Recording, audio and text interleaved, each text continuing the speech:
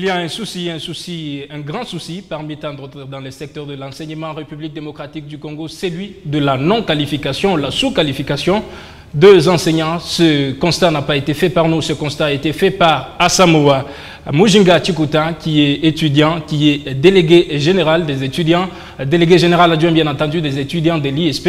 Soyez les bienvenus, monsieur. Merci Léopold. Il a fait ce constat, mais n'est pas le seul à l'avoir fait. Ce constat a été fait aussi par le président de la République démocratique du Congo, son Excellence Félix-Antoine Tshisekedi Tshilombo, lors de son passage à Abidjan, en Côte d'Ivoire, devant la diaspora congolaise. Il avait décrié de manière assez globale les systèmes éducatifs congolais. Soyez les bienvenus, je le disais déjà. Bonjour et bienvenue à les auditeurs et téléspectateurs. Déjà, d'entrée des jeux, Monsieur Asamoah Mujinga Chikuta, quel est votre constat général? Quel est le constat général que vous avez fait? Nous rappelons que vous êtes pédagogue, vous avez la formation, mais vous avez fait aussi des recherches sur le terrain. Quel est ce constat général que vous avez fait de l'enseignement, de la non-qualification précisément des enseignants? Merci Léopold. Le constat est que, en général, il y a plusieurs écoles, beaucoup d'écoles privées sur la ville de Kolwezi, parce que je n'ai pas fait le déplacement sur toute l'étendue de la République démocratique du Congo. Et il y a beaucoup d'enseignants qui ne sont pas qualifiés. Il y a beaucoup de gens, beaucoup de personnes non qualifiées, mais qui sont sur l'estrade, en train de transmettre la matière ou les matières. Mais vous dites dans votre propos qu'ils n'ont pas la qualification qu'il faut. Est-ce que vous limitez l'enseignement aux seuls pédagogues? Comme vous le savez, la qualification est définie comme l'ensemble d'aptitudes nécessaires à l'exercice d'une fonction ou d'un emploi. Et cette dernière résulte d'une combinaison de plusieurs critères définis d'abord par une branche professionnelle. Et qui parle aussi d'un diplôme. Ça signifie qu'une personne doit être diplômée dans ce domaine pour exercer cette fonction. Limiter l'enseignement aux pédagogues, c'est ça l'idéal. Et c'est ça même. Vous ne pouvez pas être électricien qui a étudié en dehors de l'ISP, mais qui tient la craie. Ça, c'est pas correct. Parce que vous n'avez pas la didactique qui est définie comme une réflexion sur la transmission des savoirs. Il faut avoir cette didactique relative à votre domaine pour être devant les gens. Il faut d'abord avoir du respect quand même aux élèves qui sont l'avenir de demain. Mais dans votre constat, vous avez remarqué qu'il y a beaucoup d'enseignants aujourd'hui à Kolwezi en RDC qui donnent cours, mais qui n'ont pas la formation qu'il faut. Ouais.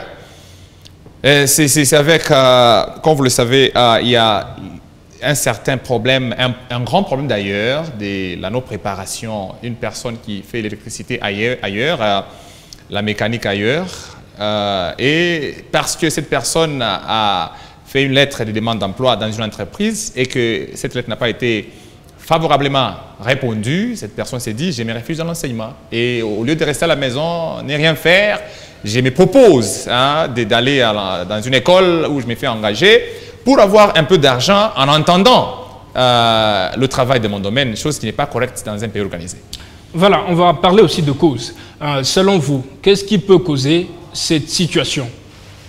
La situation est causée par l'État congolais lui-même qui est responsable, parce que si quelqu'un étudie les choses pratiques, vous avez un électricien qui étudie, beaucoup de Congolais, nous qui sommes Congolais, nous jeunes Congolais qui sommes dans les écoles, nous n'avons pas la pratique. On n'est pas préparé à l'entrepreneuriat. C'est-à-dire, aujourd'hui pour la RDC, la voie libre d'avoir le pain de vie, c'est l'enseignement. Donc une personne se dit, moi, c'est l'enseignement ou rien. Et quand quelqu'un fait la chimie à l'université ou je sais pas moi, la mécanique, et la personne ne sait pas comment entreprendre. On n'a pas été préparé à l'entrepreneuriat.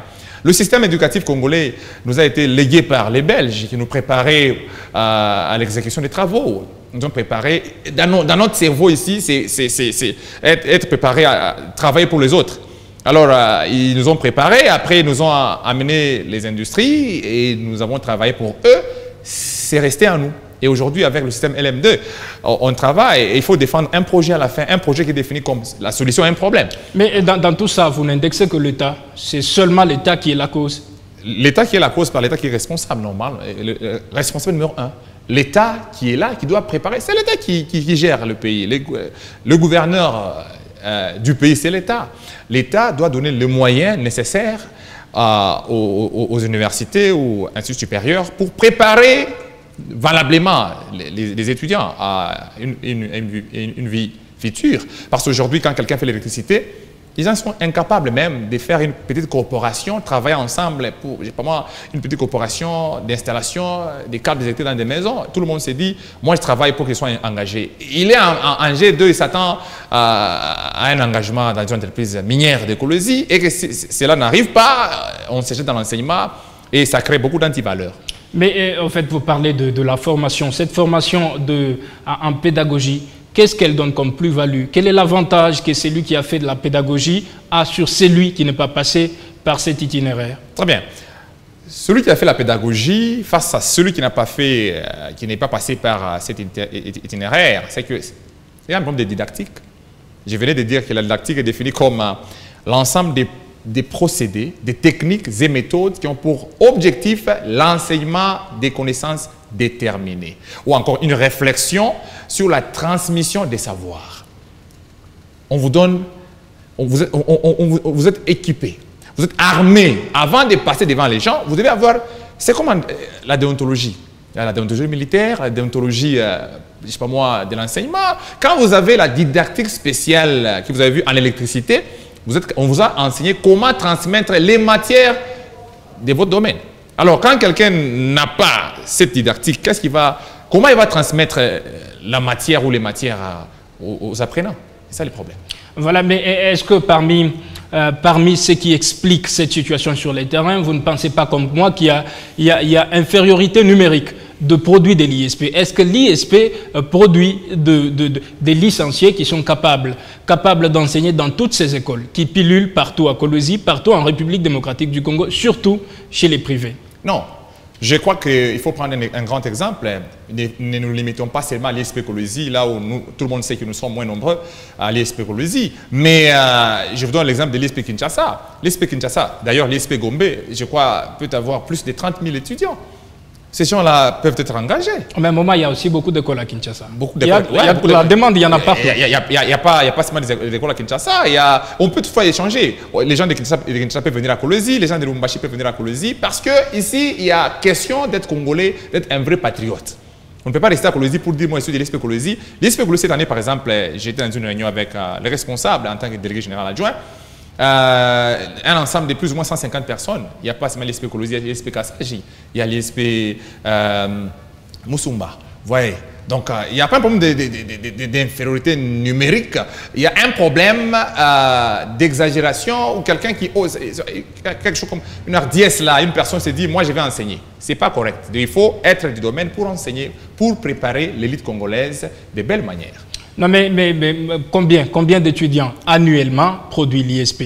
Combien de licenciés, je voulais dire, combien il lance sur le marché? Par exemple, l'année dernière.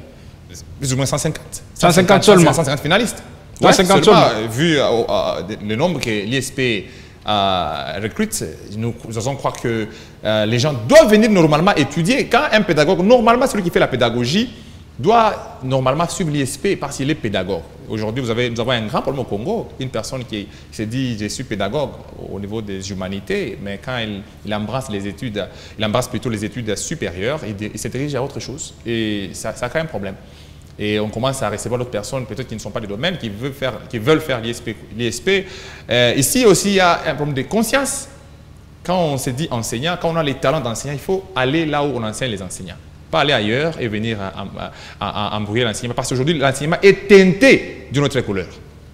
Non, mais on parlait des privés qui sont, entre guillemets, un peu plus capricieux. Est-ce que vous ne pensez pas que l'État doit commencer par construire davantage d'écoles publiques? Et par là, il va faire ce qu'il veut de ces écoles. Dans ses responsabilités, l'État congolais doit normalement construire ses propres écoles. C'est une honte parfois, c'est inadmissible qu'un pays comme la République démocratique du Congo, au niveau de la province du Loa là-bas, on a moins d'écoles publiques que celles qui sont privées. Aujourd'hui, s'il faut prendre par exemple l'avenue du 30 juin, montrez-moi une école sur le 30 juin qui est publique. Je ne la vois pas. Peut-être il faut voir des écoles privées. Et quand un privé crée son école, il recrute les gens en désordre. Mais pourquoi pas peut-être accompagner ces privés-là dans les recrutements des enseignants. Nous, en tant qu'ISP, ne sommes pas seulement appelés à travailler dans des écoles publiques. Vous savez, le système éducatif qui est défini comme un ensemble de ressources mises en œuvre pour éduquer un élève ou les élèves au niveau primaire, secondaire et aussi au niveau régional, communautaire, national. Et quand vous cherchez cette définition, là au fond on vous dit les écoles publiques, c'est privé. Donc nous ne sommes pas limités seulement à travailler dans les écoles publiques, mais c'est un problème de l'État. L'État doit prendre ses responsabilités. Quand il y a une école qui naît aujourd'hui, il faut quand même faire des suivis. Qui travaille dans cette école? Qui fait quoi? Non, mais il y a des inspecteurs qui passent généralement, des inspecteurs qui font ce travail de contrôle sur le terrain. Je me demande ce qu'ils font sur terrain. Un inspecteur, c'est l'œil de l'État. Et quand l'inspecteur fait sa descente dans une école, on doit avoir des retombées. Des résultats positifs, bien sûr. Mais les mêmes causes produisent les mêmes effets. C'est inadmissible. Je ne sais pas s'il faut aussi, je sais pas moi, nettoyer ou désinfecter les inspecteurs pour que nous puissions avoir des écoles qui produisent des bons Congolais. Les inspecteurs ne font pas leur travail normalement. Je ne sais pas si c'est dû à quoi, s'ils sont corrompus quelque part. Nous regrettons parce que l'enseignement est teinté d'une autre couleur et nous sommes aujourd'hui, les Congos en général, est douté ailleurs. Quand vous avez un diplôme congolais, on vous dit peut-être il faut vous démontrer, il faut montrer vos capacités pour être accepté. Mais ce n'est pas correct. Pour entrer à la définition, il y a la non-qualification, mais il y a aussi la sous-qualification, un gradué qui enseigne par exemple en 6e secondaire. Il y a aussi ce problème-là sur le terrain dans votre constat que vous avez effectué? C'est un constat. Je crois qu'il n'y a pas un très sérieux problème si un gradué peut-être enseigne au niveau de la 6e, mais peut-être par manque d'enseignants, on peut aller dans ce sens-là. Mais un gradué n'est pas aussi permis d'enseigner au niveau terminal d'une école. Si déjà on refuse, si on décrit, on refuse qu'un gradué enseigne, à combien plus un non qualifié. Donc le gradué aussi n'est pas appelé à enseigner au niveau terminal. Ce qu'ils font, c'est, entre parenthèses, par manque d'enseignants. Voilà, mais en fait, on n'est pas là seulement pour faire de l'opposition, pour accuser l'État. Qu'est-ce que vous proposez en tant que vous avez fait ce constat sur le terrain, vous êtes un intellectuel. Qu'est-ce que vous proposez à l'État congolais comme piste de solution pour essayer de balayer cette cour qui commence à traîner beaucoup d'ordures? Je crois que l'État, dans ses responsabilités, doit mettre en place un système donc, que nous puissions aller dans l'optique où la réalité de « a right man in the right place », l'homme qu'il faut à la place qu'il faut.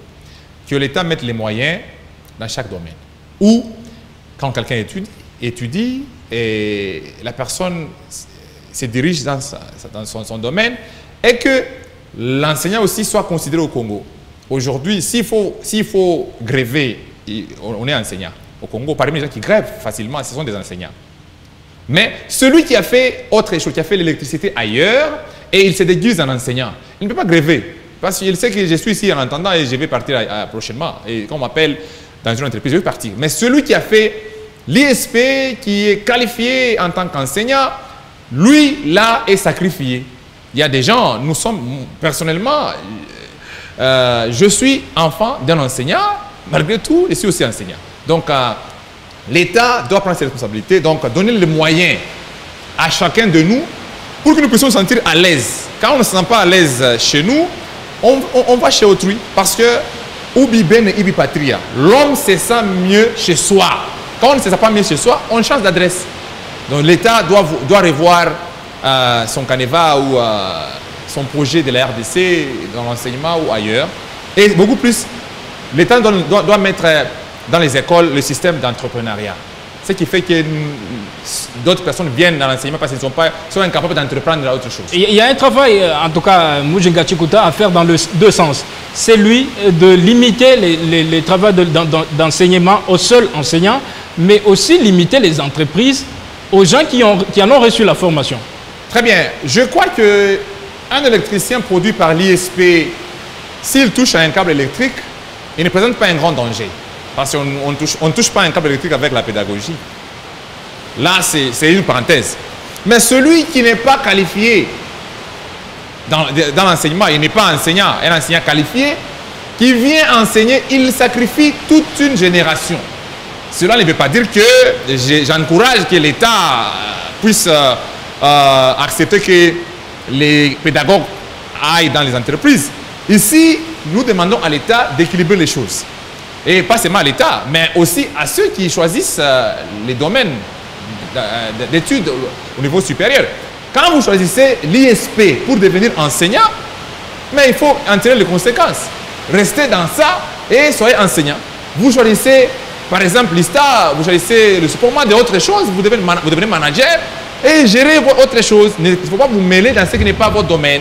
Mais regardons un peu ce qui se passe ailleurs, cher Asamoah Mujinga Tshikuta. Il y a quand même l'ONEM. L'ONEM qui est cet observatoire, cet office congolais qui oriente, qui aide dans les secteurs de l'emploi. Est-ce que vous pensez qu'il faut mettre en place un observatoire comme ça, un bureau comme ça, qui aura pour rôle de remettre de l'ordre dans les secteurs de l'enseignement? La proposition est bonne. Comme l'ONEM qui est l'Office national de l'emploi œuvre dans la chaîne du recrutement dans les entreprises, je crois qu'il faut avoir un service parallèle à l'ONEM, mais qui gère les enseignants. Parce qu'aujourd'hui, on ne sait pas qui fait quoi. Une personne construit son école et l'école a déjà commencé et celui qui va inaugurer, c'est le ministre, par exemple. Il inaugure, là, il pose la question, qui a recruté qui?